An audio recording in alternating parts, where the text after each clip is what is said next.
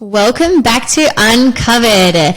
Today, guys, we have a very special guest on. She is a little bit of a pole superstar. Her name is Chelle Hafner. Welcome to our podcast, Chelle. Thank you.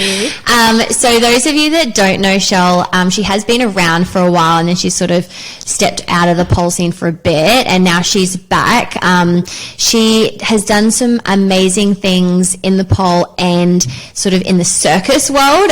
So we've got her on to talk about act creation and how she puts together her routines, and I guess some like tips and tricks for those that are wanting to put together routines, because Chelle's known for her everything, really. I guess that's what I think of. I think of like she has the strength, she has the flexibility, she has the story. She is like an all-rounder for sure. Literally, and we've talked about a lot before, like what makes an all-rounder pole dancer. Yeah. So I think that we'll be sort of asking those questions today and trying to really find out how you can be, because a lot of people always say, oh, if you want strength, you can't have flexibility. And if you want flexibility, you can't have strength, or you can do story or sex, you can't have both. But I feel like you tend to do that really well. I don't tend to let those things get in the way of me doing what I want to do. Yeah. That's I can't be so. Exactly. And I love it. So that's what we're going to talk to Chelle about. But firstly, can you tell us a little bit about your pole journey? And I guess I was saying to you before, like the timeline. Did you do pole first or circus first, or how did you get into just like the whole fitness side of things? I did pole dancing first. I was living in Mackay at that time and I was working as a boilermaker in the heavy fabrication sector. So like making drag lines and buckets for the mines. Wow, that's pretty cool. Not the easy boilermaker. But just the guns are heavy, holding them for 5 hours. So I felt like I spent the whole week in dude clothes covered in dirt and wasn't getting enough, girl time. Yeah. Well, fair enough. Like I can imagine in steel caps and like your high vis. My femininity was a little bit repressed. Yeah. So I wanted to do something that was a bit sexy. So I'm like, I was back in the day, this is like pre-social media being like massive. You would in regional towns have it's like a brochure booklet, and they just people advertise and they're really stuff. And I saw a pole dancing advertisement. I'm like, oh wow, pole dancing, that'd be nice, be sexy dancing, pole dancing, stripping. Like I could just make my own pole. Couldn't you? Technically, is that? I do now. Oh wow, yes, that's so good. Anyway, so I went to this pole dancing, but it was fitness pole dancing, and because I have a gymnastics background and active and strong, I took to it like a duck to water. Yeah. And it was harder than I thought. Like I was strong, but it's the difference between big bicep strong and structural strong. Your shoulders are still so goddamn sore and everywhere in my shoulders when I first started. And I just really loved it because it was like gymnastics again, but vertically. So did you do gymnastics as a kid, or was that, My mum put me in gymnastics when I was 4 years old because I was like climbing bookshelves and like leaping off like things. Just I need something to keep her busy. For how long did you do that? Until I was 12 years old. Oh yeah, so But I stopped doing it because I was getting quite good. When you get good, they make you do it all the time, and then you have no life. And I was in scholarship. I was in account, they kind of they narrow things down, but I was in a scholarship program, narrowing people down for the 2000 Olympics in gymnastics at Canberra for periods of time.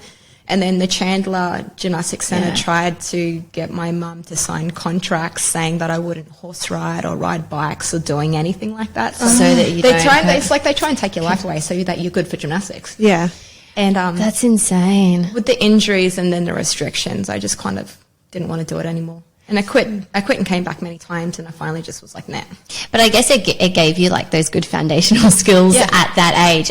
My mum put me in gymnastics as well. Not for long, I think it was for a year. And I hated it because same thing, they force you into things, they force you into the splits. And my brother was doing soccer and I was like, I want to do that. That looks like fun. Yeah, so I quit, and then and that was so it was like a couple years when I was like maybe like 6 or something.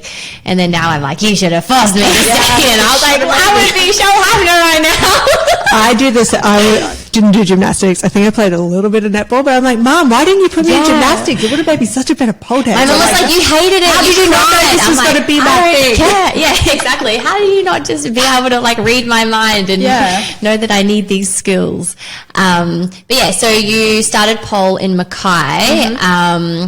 And how long were you sort of there for? I was in Mackay, I think, I can't remember precisely, might have been like a year or two that I was doing it in Mackay, and then working as a boilermaker, the long shifts and the sitting in weird positions, welding for long periods of time, like my back and my knees were hurting. So I'm like, screw this. So I left boilermaking and I moved to Brisbane to be a principal instructor and manager of the Pure Pole studio when it opened up there, which was Girlfriend Fun and Fitness, which was the branch in Mackay that I started at, and they rebranded to Pure Pole. Oh, cool. So I left boilermaking to, become a pole dance That's where I did my hens night in like 2011 with Denny. Yeah, so that's how I Denny was one of my students. Yeah, that's how I first started, like, that's how I first, like, did pole, was a hens night. And then I joined up a year later, but I was living in Logan, so I was at what was then called Scoundrels in like 2012. But it's crazy how everything sort of started, because I wouldn't have thought there was a pole studio in Mackay like that long ago as well, because there was like only one or two around even in Brisbane area. Yeah. And I don't even know if there was I think what any had happened is, I don't know this for sure. I'd have to speak to Hayley, and I haven't spoken to her for a while, but I think she might have been like taking classes in Brisbane and then like moved and wanted to keep doing pole, so then started teaching pole as a branch of the main studio so that they could kind of keep doing it. So that makes sense. Interesting. I think that's how it happened. Yeah. That's some good history. Queensland pole history. That was like, we're talking before we started recording, and that was my question. I'm like, they had pole studios in Mackay in 2009? Like, that sort of blows my mind, because I remember trying to start pole in 2012, and it was real hard, unless I wanted to go into the city. That's like, back in the time where if you said you're a pole dancer, you have to convince them you're not a stripper. Which is it's not bad to be a stripper, but that's all people knew, like in relation to pole dancing. And my classes were in a sex shop. So it was like... Doesn't help. Like, so it is actually here, but we only do it we just, it's mainly fitness. It's so hard. Or in nightclubs, or like strip clubs or nightclubs is where the pole dancing usually got taught. Because, it was convenient. It wasn't open during the day. So they could rent the space at night and stuff, Not a bad business model. No, exactly. And so what got you into Circus then after that? Well, I moved to Brisbane and I was teaching a lot there, and I met my now ex. He come in for like one of those tester kind of weeks that you have at studios sometimes, and he come in and he was doing like a jade split on the pole straight away. I told him, I'm like, who is this guy that can do a split? What? Who are you? Anyway, he was Circus. He was Circus, and he'd been doing Circus since he was 16. Oh, wow. So, splits is not something new for him. But his speciality was he was a circus bass. So he was a person that people would stand on and do stuff. He'd throw them and catch them. He was very skilled at that. And I was a really good pole dancer, so we're like, oh, well, how about we work together? This is before we were together. We work together and we'll combine our skills and do perch pole. Yeah, so that's which is the shoulder pole, which is actually a really old school circus act anyway, but we kind of revamped it a little bit to be, the way it used to be done is the girls would have a line, or they'd just climb the pole and they'd kind of get pulled up the pole by the line in a way. They get on the top and they do something gimmicky on the top. Yeah. And it's pretty impressive because they're really high. But we wanted to do actual pole dancing on the pole, doing shoulder pole. And so that was our different take on it. Anyway, we combined our skills and we created that act. And then we ended up getting together down the track, and that was my entry into circus, because it's hard to get employed in a circus in Australia unless you know someone who knows someone, or you're part of a circus family. There are a lot of family. It's very family orientated, and I understand. Like when you're living and working and traveling around Australia with someone, you want to know that you like them, and they will work hard and they'll pull their weight and be viable and stuff like that. So, and I guess it's your whole life really with the circus. So like if you have a it's family back home and you can't just go, I'm just going to go on some leave, or like I'm just like on tour for a period of time later. Like the show must go on. You don't not do your act unless you physically can't get on stage. Wow. So explain to me, what is this shoulder pole? Have you not seen it? I think I have, but I'm like, there will definitely be listeners who have not. Yeah, true. Yes. Because when I first started, I think one of my first memories of you was, did you do the Aisha or the handspring or something on like your due date for one of your bubs? Well, I posted online, I did the handspring, but I actually did an iron cross. I didn't post that because I thought people might think that I'm like being cruel to babies or something. But that's one of my first memories of you as like a baby. It was a Chinese pole in the backyard that we had in our backyard, and I was doing a handspring on it, and that's the one that I posted. Yeah, rather than the full. I was like full iron cross. But like when you get to that point and you know the movements, you know how much the iron cross can be like completely obliques. You can make it completely oblique. So it wasn't I wasn't using my abs for it. Like once I kind of threw myself upside down, it was all oblique. So and I was fine. That's impressive. And I was going to say, and I think as well the fact that of how much background you have in that sort of stuff, and then if you look at like Bendy Kate now, she was doing stuff right up to like her due date, and then back so soon, and everyone's kind of like, everyone knows a little bit more now, so it's not as like, oh, you're not going to do the right thing for your baby, you're going to hurt your body after, like you're not ready. The way, like you've got to be careful with your pelvic floor and stuff like that, because it'll go through a period of time where everything kind of needs to, I guess, switch off, and then it needs time to switch back on. And if you start pole dancing too soon and you're doing core stuff, you can kind of hurt your core. But at the same time, like when people always like have too much pressure on what they can and can't do when they pole dance, and it's all kind of become relative. So because I was at quite a high skill level, and I'd been at that skill level for a good period of time, so it was comfortable for my body. So my version of downgrading myself to like 70% capacity was still being able to do phoenixes and iron crosses. Exactly. Because I knew my body. And I figure anything like, it's when you're getting to the NJ and everything's so pressurized, but generally anything that's going to put so much pressure on the baby through the embryonic fluid is you're probably going to feel it's not right yourself.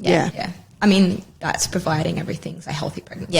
You don't have a placenta that's going to like distract or something. So back to shoulder pole. Sorry. All over the place. That's what we're very good at. So you were actually, he obviously had some kind of like structure on him and a pole. No.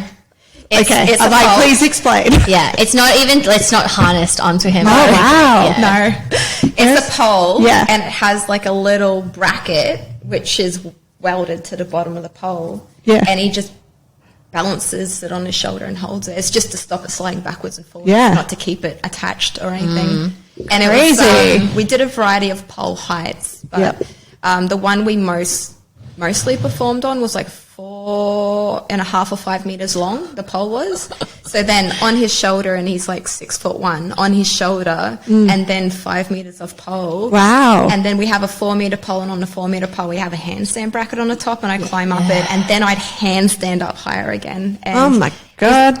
We were very well trained, and we were very consistent, and we strove to keep everything super consistently. So got to the end where we would perform every single time without safety lines. So completely no attachments to the pole, no attachments to me. The only thing keeping me from the ground is my base being super on point on a constant basis. So what type of moves are you limited to here? Because obviously can you do super dynamic? Not really. Yeah. Because everything I had to do, Marley had to be able to predict where my body was going to go. So I had to be... Because he can't... Is he watching you? He's watching me. Watching, But I couldn't do like a invert into a jade and end up a different place each time. Because where I'm sitting will depend on where the pole's getting pulled. So I had to be precise and consistent See, that's that's part of what kept it safe. Yeah. Because it was very That's some like real discipline in your training too, isn't it? Yeah. I remember, I actually think that I saw you guys do that. I'm thinking maybe before I even started pole or at the beginning of when I started. Do you remember what circus you saw at? I have no idea because I saw you again later on. I don't know if it was, which circuses have you been in? I started with Hudson's. I started, oh God, I can't remember the name of it. There's like Hudson's and Moscow and... There was one before Hudson's. Not Lennon's. There was another one before Hudson's Circus. Yeah. Which was basically Hudson's Circus with a different name. Yeah, and I remember seeing it and then being like, wow, this is insane. And then I had started pole, I got into it, and then I was like, oh my God, I saw some girl doing crap like this on a freaking... And I didn't quite understand. I was like, oh, maybe it was like strapped in. But I was like, it's still impressive. But then knowing like what you're saying about where your body is in a J-split, I so understand that now. And it's like you had to be in the exact right spot. Like it makes it even more technical. And the way you do it, it just makes it look so easy. And obviously, like your movements are quite slow and controlled getting into it, and obviously so that you don't shake around too much. Yeah. I say to the beginners when we're like doing a climb and when they're learning to take their hands off, I'm like, just take them off really slow and then bring them down beside, because if you move around, you're going to move your body and you're going to move the pole as well. Even, though these poles are strapped in, like think of like dancing on a next stage. Like next stage times like 100. But yeah, that's insane. So did you have any times where you had some scares, or were you scared doing it? When we first started training the act, we had a line on the pole, because I'm like, if something happens and Marley loses the balance of the pole, it would be much safer for me to just hang on to the pole. True. And then it just becomes a swing pole. Yeah, I was going to say, and we're so comfortable. Like, I'm so comfortable being super high up in a leg hang. I'm like, I would never fall from this. It's so grippy. Because if I had the lines on me and I was doing something, there's a possibility that I could get tangled with the pole with my line. So I'm like, just put it on the pole. I'll just hang on to the pole like a monkey. And so, there was a normal amount of certain times, he kind of lost it, but it was completely fine because we had it so the pole couldn't actually fall too far away from center. Yeah, I see what you mean. It's not like it would fall over there and I catch it.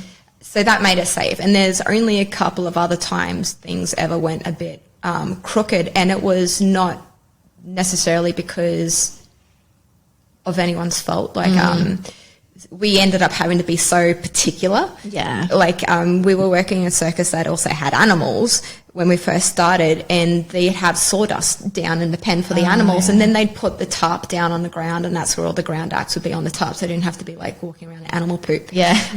But you would always get bits of sawdust that was like left around the place, and I picked up some on my feet when I went out there, and as I was climbing the pole, it fell in his eyes. Oh. So that was the cause of one of them. So after that, we're like, no, you have to sweep the floor. Yeah. Go and do it again, because it's the only thing, like Marley being able to keep my balance was the only thing that was keeping me safe. Literally. And there was another time that I did it. I made a poor choice. With like, there's this thing where Marley would like kind of like pop, like do like little jumps with his legs, and it would pop me up so I could climb a bit faster. Yeah. And there was one where I stupidly was like supposed to pop up and turn it into an invert. Yeah. And it wasn't at the right time in the music, so I hung onto the pole. And so when it popped the whole pole off his shoulder. And he caught it again. And then I just slid down super fast, so I got off him before the pole fell down. So oh, yeah, okay. Fine. It worked out fine. I didn't get hurt. But I guess when you do something for so long, like you look at, like I look at that as like Cirque du Soleil athlete. Like you could be in the Cirque du Soleil doing that sort of stuff because that's like how high level it is. So what made you decide to stop doing circus then? That was lining up with the time where my oldest child was getting ready to go to school. Okay. And so if I were, like, the common thing that you do on the road is you do, like, what do they call it? Like, online school, like Circus of the Air, like School of the Air or something like that. Yep. When people live really regional and they'll do the online schooling, or I'd have to homeschool him. I'm like, there's no point me... like I wouldn't be able to be a full-time mum, work full-time and homeschool. Like something would have to give. Like I was already redlining with my energy levels, being able to do everything I was doing. So we decided to settle down so that he could go to school. Essentially, that's the main reason. Yeah. And then you sort of just naturally sort of went back into pole. Yeah, then went back into pole because I'd been doing pole the whole time. I was doing shoulder pole or I was doing aerial pole. Yeah, true. But it's not the same as a pole being fixed on the ground and being able to throw yourself at a pole and kind of move dynamically and just get used to like the moving around a pole at the base. I was still fine with everything. It just wasn't a second nature as what it was. You're still really, really good at doing like 5 bungees in a row, but it just wasn't second nature.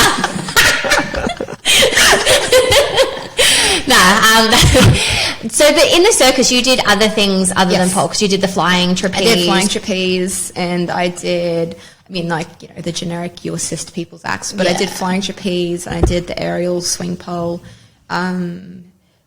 sloops, which is like a combination between loop and straps. Oh, yeah. So you have 2 loops, so you can use them as straps or you can do them together and use it as a loop. So I did that. Learning so much today.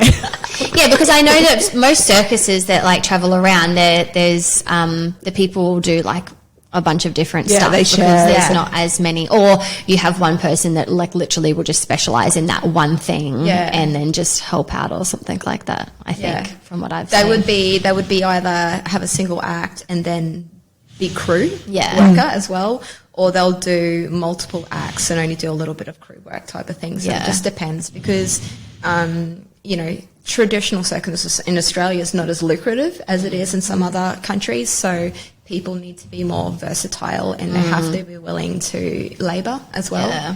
Otherwise, it's not viable for the business. Because you guys all help set up everything and like it's not just you're rocking up and being the performer. It's like, it's not like that. A whole thing. Yeah. It's so funny. Like you'll spend like, the first half of the day in like gumboots, like, fishing water out of the tent, digging trenches, and then you have to go and shower and put the makeup on and then you're like, the performer.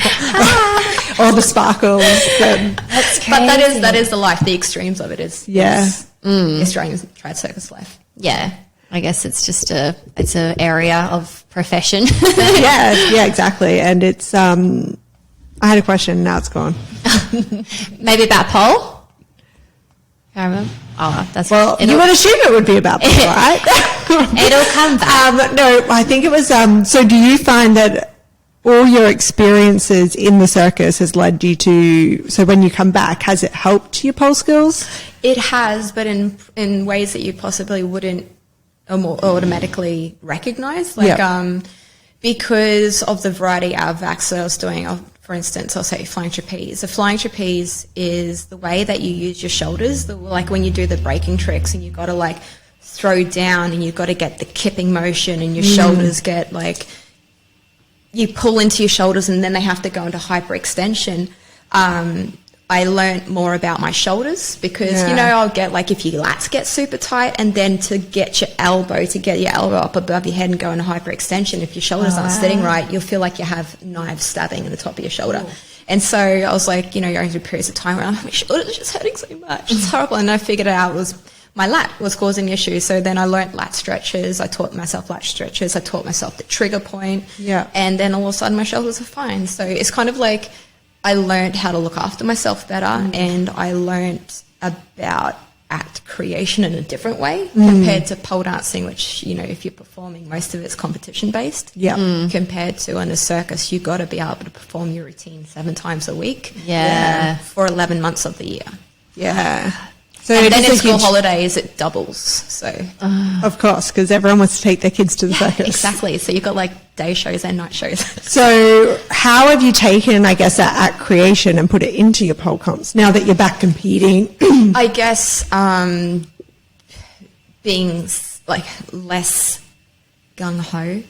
Not as hard-headed about what I choose. Like the way I used to do it, because I have the gymnastics background and some of the stuff I loved was tumbling. Yeah. So for me, when I see someone do a pole sequence or a tumbling sequence, I can see all the different parts of it. I'm like, round off, flip, whip, like, I can track everything. But I didn't realize that other people couldn't. They just see like a blur of motion. Yep. Because they're not used to looking at it. So when I would make a routine pre-circus, I would make it a blur of motion. Put everything in there that I possibly could, and it was still neat, but I'd be exhausted at the end. just too much, Yeah. and not really leaving enough room for like the ebbs and flows in a routine. Like sometimes when it's just all so full on, your brain kind of like phases out. So I learnt that taking it easier and having down moments and not doing it to 100% is actually better. Yeah. And I thought it would just be boring. Yeah. Did you But it's actually did you better. compete and perform before, when you first got into pole, before Circus life? I did. I started pole dancing in 2009. I did my first competition 9 months later, and that was the Asia Pacific Women's Freestyle Championships, and I got first place in Australia. Freestyle. So is that like It's a comp that's not running now, but I think it was like basically like APC. Yeah. Pre-APC. Okay. So it was Asia Pacific. So did you create a routine, or you had to just go I created movements? a routine with the help of my pole manager at the time. Yeah. Because I didn't have a dance background. Yeah. So for me, being on stage, I was like packing it, just being on stage. I Yeah. was so shy and stuff like that, but it's good at pretending that I wasn't as shy as what I felt inside and stuff like that, and had no experience with making routines. Yeah. So I had all the skills, but then, figuring out how to put them together and stuff like that, I had help with that at the start. So then I was I was going to say, I do remember, I think it was that pole guy, Travis Scott, saying for a freestyle, he's like, of course I have a routine plan. He's like, I just have it and then I change like it depending on the song. It's like a bunch of combos, or you have like the way with freestyle that works really well for that is like you have moves that you like to do, but you have like a vocabulary of like tricks, like things that you do, combinations going into it and combinations going out. So you can just think, there's a beat coming up, I want to do a handspring on that beat. Yeah. You have what you do, and then bam, you can do the handspring. So it's planned, but a loose plan. It's more like a bunch of building blocks, and you just arrange them in a different way. It's like Tetris on the spot. You're not having to make the blocks and trying to arrange them at the same time. Yeah. Which is where Tetris it under can- pressure. I'm like, it's like freestyle. I'm like, how quickly can I roll up the stage? I'm like, I'm done. I was teaching a class the other day. We were just doing like real basic spins, like a front hook, and then we did a back hook. I'm like, hey, you can add them together, front hook to back hook, and then we did like this armpit grip thing. I'm like, hey, then you can go from a back hook to this, and then we added other things. I'm like, see how like easy it is to make a whole thing. Yeah. So that's the building the vocabulary. It's yeah. like you can learn words, but then you've got to learn enough words that you feel you can put them together. Yeah, Like it's and then you've got like, you've done this move, and then you've got like 3 options to choose from. Exactly. You can either go Yeah. here, or here, and then same with that. Yeah. But then obviously that takes a lot of building in the first place to have that big vocabulary. And like going to different classes, different instructors, different people, because they've all got different ways of And doing things. even just like, once you've done a few routines or performances, or if you have a teacher that luckily teaches you things as in like micro combos, like always put 3 or 4 skills together. It's almost like you have your favorite ways of getting into and out of whatever your key trick was. Yeah. And then it becomes a go-to. And then over time, you just go, I like this one better for going into it, but you get more of a range of the ways you like to express those particular skills that you like the most. So Yeah, so true. Wow. It's giving me, I've got a performance coming up at our student showcase that I signed my name up for in December. So it's kind of like How much regret do we have about this? No, I actually don't. After speaking with the Chelle now, and when we spoke with Nat as well, I was just like, no, I'm excited for it, and to actually try and do something a bit different, because when I started, like I had no dance background and I didn't compete for ages because I was like, it's not for me. Like, I don't know, I'm too nervous getting on stage. And then I did. And like, I didn't mind it, but yeah, I've never thought about routines like that before. And I think I was kind of like, want to put my tricks in, and then I have my downtime, but I haven't really done much exploring with it because it's just not something that comes really natural to me. So I am excited. I don't have a song. I have a couple ideas of some tricks I want to do. And then worst case, I've just got like my standard tricks that I've competed with before that I'll just put in. Yeah. But yeah, we'll see. I like to always put a challenge in there, but see how we go. I don't know. So what are your tips to Renee for creating a really good act? Personally, like it depends on what moves you the most. Yeah. For me, music moves me. And I've never learned how to dance, but I think that I probably should have, because I feel like I'm a dancer inside. without the skill. It's like the music makes me want to like move. And then you like watch back a video and you're like, oh, that's not what I was thinking on the inside. How come when I see this on YouTube, it looks so much better? And when you see someone dance, like I have a friend that Anna, she's just stunning when she dances, and just the way and I'm just like, how? Like, how do you do that? But yeah, no, I get that. It's like you feel it on the inside, but then it's like doesn't come out that way. No. I always start with a song, so I will gravitate towards a song that makes me feel whatever.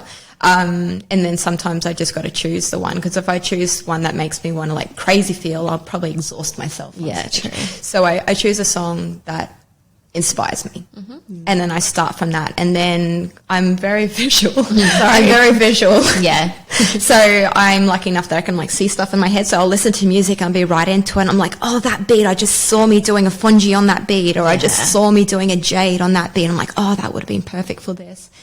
And then the mental side comes in, and I figure out how to get to that point in music with the skills. So I build towards that, and then I build out of it, and then I'm like, this is when I cross and what that looks like.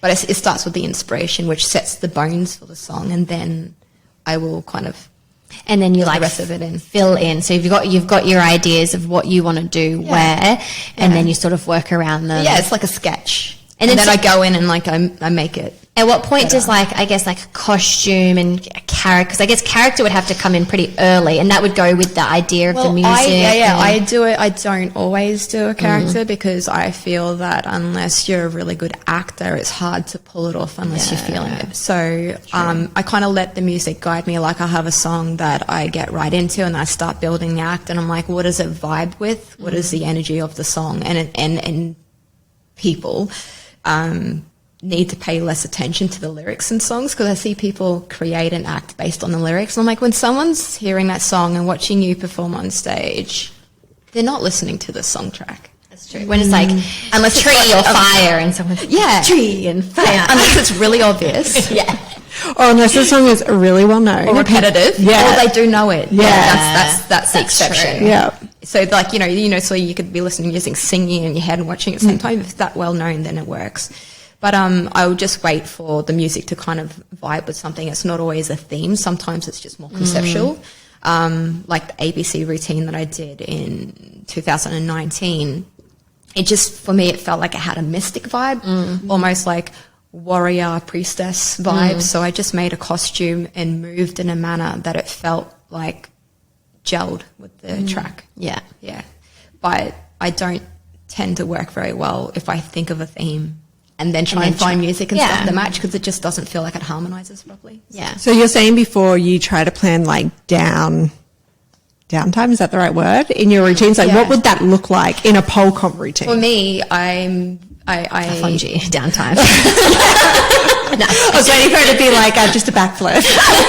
It's like something that I can sit in, usually a flexibility move that I can sit in. I don't have to work too hard to be in it, which, I can still breathe in a cocoon. So that's different levels of skills, right? So guys, so what's Chelle saying? If you can do like an inside leg hang and you can breathe in it, then that would be your downtime. You have to like do something. Don't just pose, don't stop moving. Unless it's part of your theme for some reason. That's a good tip. Don't stop moving. I like to think of it, and this is where I've learnt to dance my routines compared to back when I started. If you had a look at some of my first videos, it's not the same as what I do. Like everyone, it's a journey. Definitely.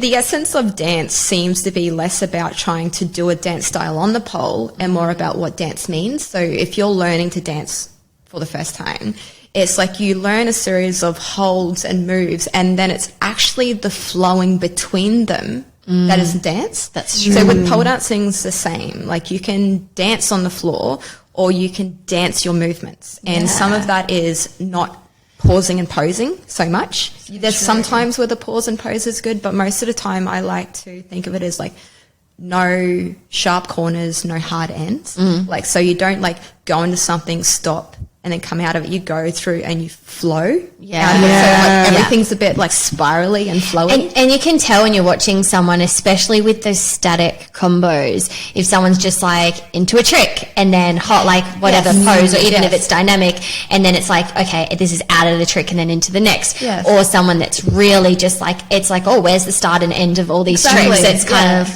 definitely. And like that in itself can become too much in a routine. So it's like learning with the music when the flowing in and out and like not stopping and pausing and posing. And then when you do stop and pose on something that's worthy of it and the music supports it, it's special. Yeah. Yeah. Whereas if you pause and pose everything, it's just like... So how do you then train for that of never stopping? it's I guess flexibility helps with that too, because then like when you're in the move, you have more of the move that you can explore. Yeah. So because you still want to finish the movement, but you just don't want to. Sorry. I was I thought you were going to hit it. Look at me. knock somebody out. You guys will have to watch YouTube for that one. Yeah. We're doing a lot of hand movements, yeah. No, for instance, if you're going into a cocoon, but if your range is only there, then you're not going to be able to sit in it for very long without stopping. But if you can get there and then kind of push it out and then kind of flow out of it, and that's true. So flexibility helps to extend the movements without stopping. Oh, that's really interesting. Yeah, because it all makes sense when you watch someone and they do that, and you're just like, oh yeah, they're pretty it's pretty flexy, and then they're like, oh, they're going, like, and it builds up. Yeah. But yeah, obviously, then you do have to have an element of flexibility. Yeah, because sometimes with skills, it's not getting to the end; it's the getting into and out of it that can be beautiful as well. And so, if you have particular moves where it looks nice, or you can make it look different or edgy, different ways of getting into it, then you will capitalize on that. So true. And not just go bang through to the end of the move. Yeah. Hold it for a second and then get back and then up. And I guess that's what really takes those routines to the next level, because you don't have to do heaps of crazy hard stuff. No. I know that, but I still do. Yeah. No, but that is because I can. But you don't have to. You don't But have your level of potency, and that's right? your level. And I really enjoy doing that, because like my background in gymnastics was tumbling. Like I was like, I loved it. Yeah. So for me, it's like I like doing that on a pole, but I know you don't have to at the same But time. I feel like if you could, like, if I could do all that stuff and do an amazing routine, why wouldn't you? Like, that's amazing. So do you feel like, so for your strength, or say for your flexibility, was that like pretty much made through the gymnastics? Well, a little bit. Like I had a high end of average flexibility. Like I could comfortably almost split when I first started pole. I could kind of do a bridge and stuff like that, but it was nowhere near as flexible as what I am now. And I didn't develop the flexibility by stretching off the pole. Oh. Because I don't know, maybe it's boring. Most of my flexibility was actually gained on the pole with pole moves and stuff like that. Doing the moves. I also learnt what not to do with certain moves, and I pass that on to my students. Like doing cocoons and stuff like that. You know, if you jam your shoulder through, it hurts it and stuff. So now I train people with socks, so they can practice the movement without it being too intense.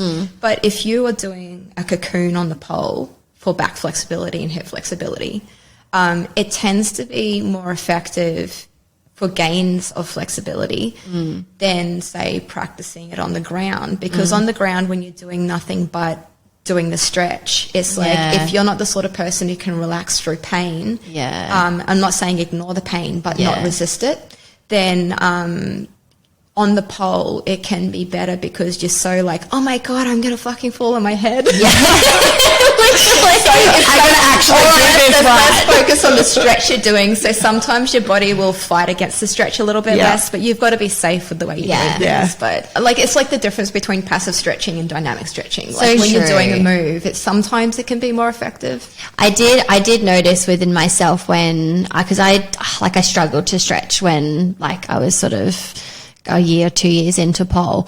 And then when I started doing more advanced stuff and like doing more like pulling my leg, I started to notice a bit more flexibility. And then I was like, oh, this is good. So then it motivated me to stretch more. But I would say my first bit of flexibility didn't come from me stretching. It came from doing tricks. Yeah. And I say to the girls, especially the ones that really want to get flexy or close, I'm like, start doing flexibility tricks, because half the tricks we do, you can turn out. You're not in a completely flat split. I don't know how many people say, oh, I can't do that, I'm not flexible. I'm like, if you do it, if you're feeling the stretch, it's a stretch. Exactly, yeah. Yeah, you can't do a beautiful cocoon, but, if you can get yourself even just pulling your legs behind you, it's a stretch. Yeah, exactly. Do it for the stretch factor. Yeah, no, I definitely think that that's a good way, especially for people that struggle with that mental block of stretching. Yeah, because it is time consuming. Yeah. It is boring, to your point earlier.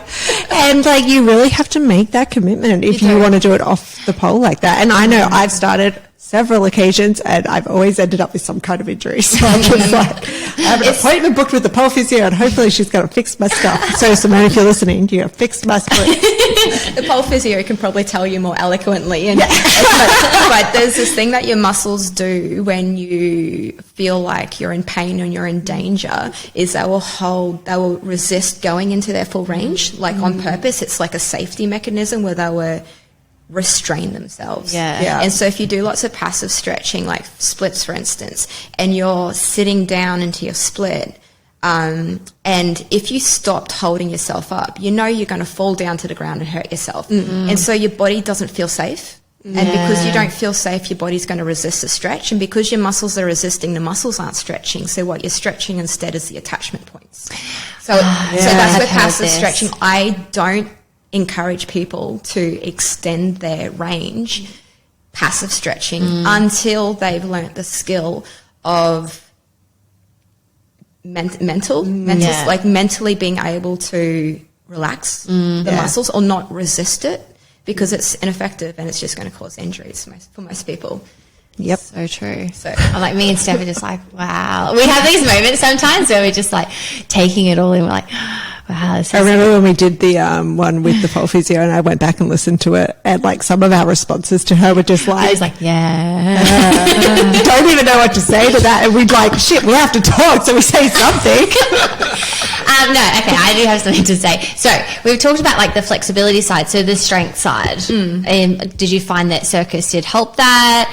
I guess I was stronger before Circus. Oh, okay. Wow. Well, that's because Circus always also coincided with me having kids, and then once I had kids, I didn't do as much. So yeah.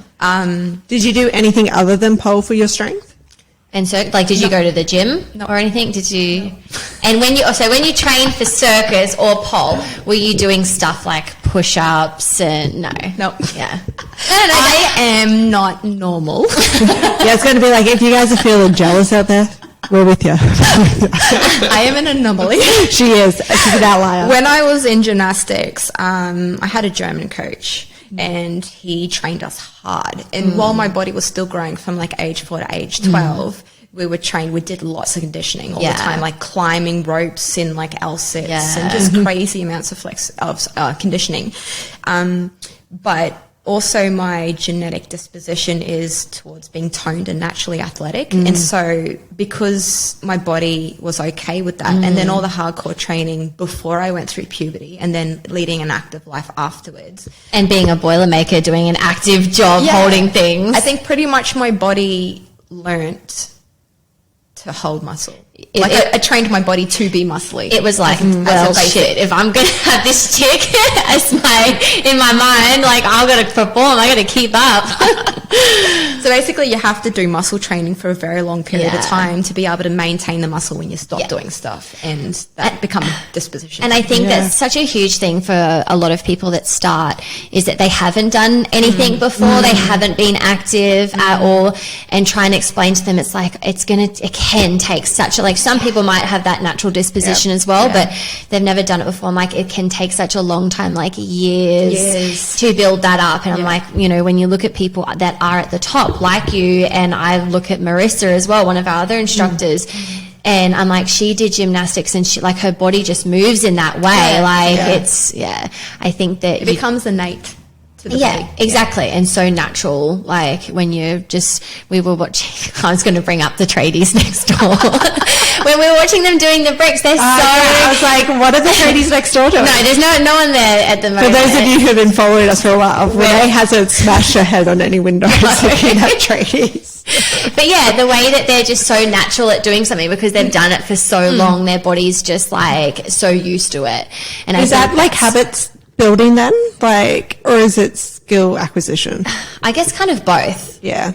It would be both, because you could also, and I stress to the girls all the time about creating good movement patterns, because you can be doing the same thing over and over again, and if your shoulder's in the wrong position, you're training the shoulder to be in the wrong position. You're training it to be in the wrong position, and it's going to go to that naturally. So I see so many people that are not engaging their shoulders right. I'm like, stop, you need to get down and take it down. Like, I just want to take my legs off into an Aisha. I'm like, you're really not doing yourself any favors, because we actually need to go back and retrain, which might be harder and it's going to suck, but it will make you better. You might get your legs off the track, but you won't be able to do an iron cross for a very long time. You have to completely retrain everything. Exactly. And you might as well start now. Yeah. Might as well go back. Draw the line in the sand and let's just go. But on that note, how have you, like, because you've obviously been in the industry for a very long time, how do you think it's changed over the years? Like, what do you think is its biggest change? Inside the industry? Yeah, both. We'll start with inside, and we'll see where this lands us before we go to the outside. Inside the industry, it's professionalism has grown up. Like, not professionalism so much as people being professional, but like it's bringing in more like accreditate, people are getting accredited now. Yeah, like regulated and well, there's so many more moves than what there was. Like back when I train like a lot of girls that, you know, I help them create routines that are going to be amateur routines. I'm like, back in 2009, this would have been like a pro national level routine. Yeah. Like the Jade split was like one of the hardest things. It's like, oh my God, Jade. Yeah. When I first started in 2009 is when the twisted grip, iron cross and deadlift was coming in. Wow. And me and my doubles partner, Emma, were the first ones to perform it in Australia. We did it in a doubles routine, and we taught ourselves from watching Joy doing it on YouTube. We taught ourselves to do it. Wow. I don't think I've seen your double stuff. That routine, I can't find it online anymore. Oh, okay. But there's photos of it and both doing like iron cross. We both do a deadlift, synchronized deadlift, and stuff like and doing a deadlift back then, that was like that you were world level skill, way ahead of your time. Like, yeah, and we're both ex-gymnasts, so that was yeah. No, but teaching it to ourselves or for YouTube video was challenging. So we figured it out. So. And I guess you go through all those, you went through, like you said, you did teach yourself a lot of things, obviously in the circus and stuff. Have you had a lot of injuries, or what sort of injuries have you experienced? I have had a lot of injuries, mostly because I'm pretty self-trained. Like I've never, like I was instructing a few months after I started pole dancing. Yeah. And then I was already exceeding the level of my teacher at that point. And so I've pretty much taught myself. I taught myself fungi. I taught myself iron cross and deadlift. I taught it all to myself from watching someone on YouTube, not like this Instagram with tags and stuff. And do you think that's made you a better instructor though? Because you've had to. It has, because I've figured out what not to do. I'm like, well, cup grip flags, for instance. I'm like, if you don't keep that top arm a little bit engaged, just a little bit, it might look straight, but if you don't keep it a little bit engaged, you're going to make your shoulder dislocate. And I know that because I've done that. And then I had to retrain my technique to the point where I was, you know, actually using my shoulder properly. But I learned the hard way. But then I've also learned how to fix myself. And I learned how to trigger point. I learned how to look after myself. And now I pass that knowledge on to people. I'm like, you don't do this because of this reason. Not just because someone told me to not say that. I'm just like, you will hurt yourself. And is any injuries had like ongoing repercussions for you, or do you feel like now you've pretty? I do have one injury that I did with pole dancing. That's an ongoing thing, and that's my rib. I can't remember what I did. I think it was when I was training for the Asia Pacific pole championship the second time I did my Terminator routine when I did that one. And I had some chronic internal oblique tightness on my left side, and it kind of comes up and it latches under your ribs. Yeah. And then I was doing stuff, and my ribs on this side, my ribs started coming apart, and I broke cartilage and stuff like that. But because I kept training, I kept training, it never healed properly. So now I have ribs that just keep wanting to do this constantly. Okay. So I have They're still really mobile. it's too mobile, unhealthy mobile, and I keep it to not being a problem by making sure that the muscles that is pulling it out in the first place get never excessively agitated. Yeah. So Finally found somebody else who's fractured their rib cartilage. I did mine. I did it twice. I did mine doing yoga with Ishvi. In all fairness, it was like the end of my training week. I trained way too much. I pulled over, and I just hear this like, it felt like my rib cage just like overlapped. And I'm like, that's weird. That's what I was getting on the back when my ribs went. And then I was like, just shook it out, and it wasn't for a couple of weeks. And then one of my friends is like, because I'm like, I've got this weird lump here, and she's like, you need to go get that checked out. And so I did. It took forever to get diagnosed, but it's finally. I would say only now it doesn't give me any issues, and that was 2017. I did it. Yeah, no, mine still gives me issues, but I manage it.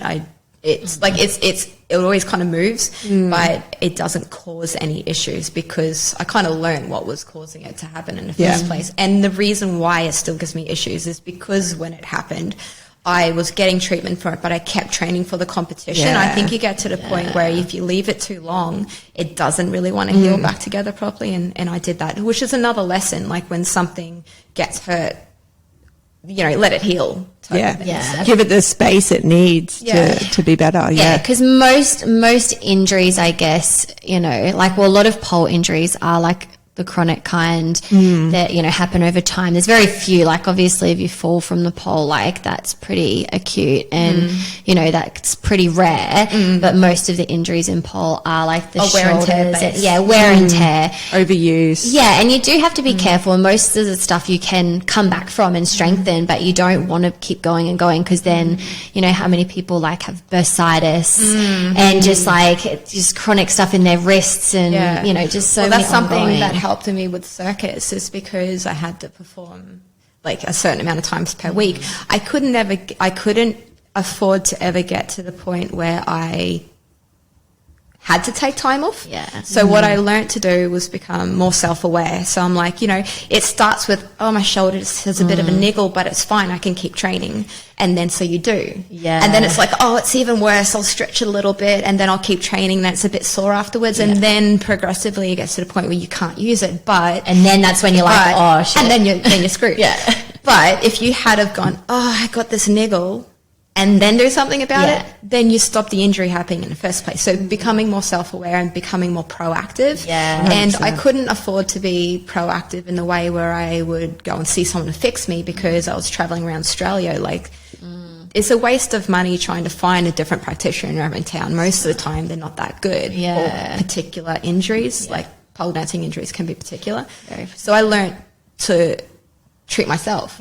So I learned the importance of trigger pointing. So now I'm a great proponent of trigger pointing because most of the time with shoulders, for instance, it's certain muscle tightness, unless it's like an injury where you've fallen off a pole, it's the misalignment which causes the pain and the injury and the bursitis and the inflammation. So if you can find what muscle is causing the imbalance because it's holding too tight or a side is not holding its weight type of thing. Like usually you find if you got a muscle not working, the other side is probably overactive because they kind of work in conjunction with each other.